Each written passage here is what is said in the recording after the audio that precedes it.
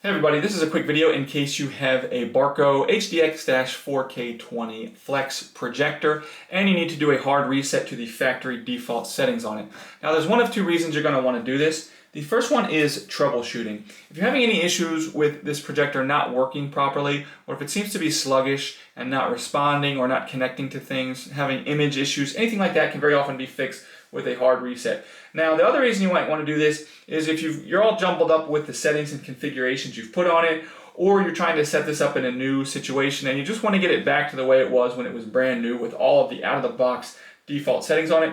We can do that really easily.